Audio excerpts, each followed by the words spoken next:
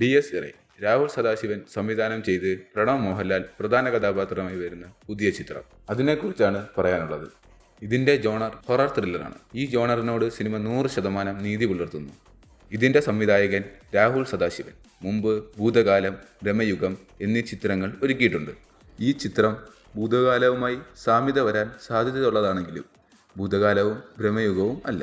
എല്ലാം സെപ്പറേറ്റായി ഫീൽ ചെയ്യുന്ന രീതിയിലാണ് അദ്ദേഹം ഈ സിനിമ ചെയ്തു വെച്ചിരിക്കുന്നത്. ചുരുങ്ങിയ വാക്കിൽ പറഞ്ഞാൽ എവരി ഫ്രെയിം ഹിറ്റ്സ് ഡിഫറൻ്റ്ലി. മലയാളത്തിൽ ഇങ്ങനെ ഒരു പാറ്റേണിൽ ഇങ്ങനെ ഒരു സ്റ്റോറി വെച്ചുകൊണ്ടുവരുന്ന ആദ്യത്തെ സിനിമയാണിത്. രാഹുൽ സദാശിവൻ്റെ സിനിമാറ്റിക് ബ്രില്യൻസ് ആണ് ഈ ചിത്രം. ഇത് ടിപ്പിക്കൽ ക്ലീശേ പ്രേതപടങ്ങളുടെ യാതൊരു ഫ്ലേവറുകളും ഇല്ലാത്ത ഒന്നാണ് ഈ പടം. പകൽ, രാത്രി, അർബൻ, റൂറൽ എന്ന വ്യത്യാസമില്ലാതെ ഭയം സൃഷ്ടിക്കാൻ അറിയുന്ന ഒരു ഫിലിം മേക്കറാണ് അദ്ദേഹം. ഈ സിനിമ കാഴ്ചക്കാരന് ഒരു ഓഡിയോ വിഷ്വൽ ട്രീറ്റും നൽകുന്നു. എങ്കിലും ഇത് സാധാരണ ഹൊറർ പാറ്റേണിൽ അവതരിപ്പിക്കുന്ന സിനിമയല്ല. നമ്മൾ പ്രതീക്ഷിക്കാത്ത രീതിയിലുള്ള അവതരണ രീതികളാണ് ഇതിലുള്ളത്. സംവിധായകൻ സൈലൻസ് ഉപയോഗിച്ചിരിക്കുന്ന രീതി, ആദ്യ ഭാഗങ്ങളിലെ സ്ലോ ട്രീറ്റ്മെൻറ്റ് എന്നിവയാണ് ജംപ് സ്കെയറുകൾക്കും ഇൻ്റർവെല്ലിനും ക്ലൈമാക്സിനും ഭീകരത നൽകുന്നത്.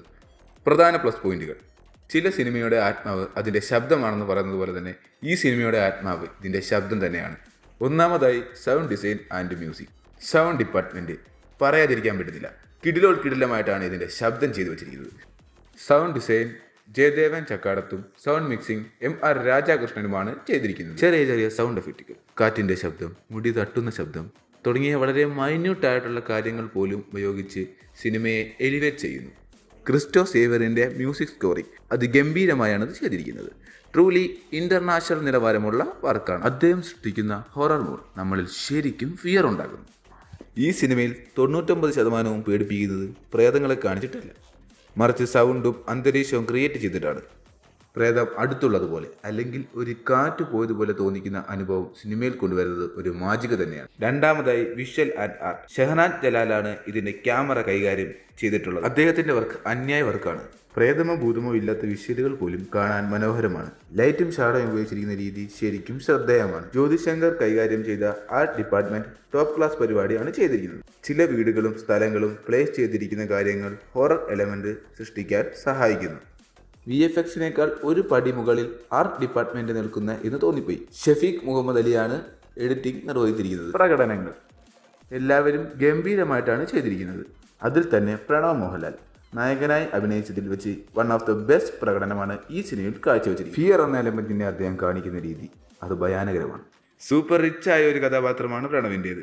Fear, anxiety, need to survive എന്നിവയെല്ലാം പുള്ളി അടിപൊളിയായിട്ട് അവതരിപ്പിച്ചു. ക്ലോസപ്പുകളിൽ പോലും കൺസിസ്റ്റൻസി നിലനിർത്താൻ അദ്ദേഹത്തിന് സാധിച്ചു. പിന്നെ പറയാനുള്ളത് ജിബിൻ ഗോപിനാഥൻ ഗംഭീരമായി പെർഫോം ചെയ്തിട്ടുണ്ട്. തൻ്റെ കഴിവ് എസ്റ്റാബ്ലിഷ് ചെയ്യാനുള്ള ഒരു വേഷം തന്നെയാണ് അദ്ദേഹത്തിന് ലഭിച്ചത്. അടുത്തതായി അരുൺ അജയ് കുമാർ. കുറച്ച് രംഗങ്ങളെ ഉള്ളുവെങ്കിലും സൈക്കോളജിക്കലായി അഫക്റ്റഡ് ആയ ഒരു കഥാപാത്രത്തെ അദ്ദേഹം അഭിനയിച്ച രീതി അത്രയും നാച്ചുറലാണ്. ഈ പടം തിയേറ്റർ എക്സ്പീരിയൻസ് ചെയ്യേണ്ട പടം തന്നെയാണ്. നല്ല സൗണ്ട് സിസ്റ്റമുള്ള തിയേറ്ററിൽ തന്നെ ഇരുന്ന് കാണാൻ ശ്രമിക്കുക. പിന്നെ ഒരു മുന്നറിയിപ്പ്, ഇതൊരു ഹൊറർ പടമാണ്. അതിനാൽ ബ്ലഡും എല്ലും ഗോറി കണ്ടന്റ് പോലെയുള്ള കാര്യങ്ങൾ കണ്ടാൽ ബുദ്ധിമുട്ടുള്ളവർ തിയേറ്ററിൽ കാണാതിരിക്കുന്നതായിരിക്കും നല്ലത്. അപ്പോൾ അടുത്ത വീഡിയോ സന്ധിക്കുവരേക്കും ബൈ ഫ്രം വിപ്രായി.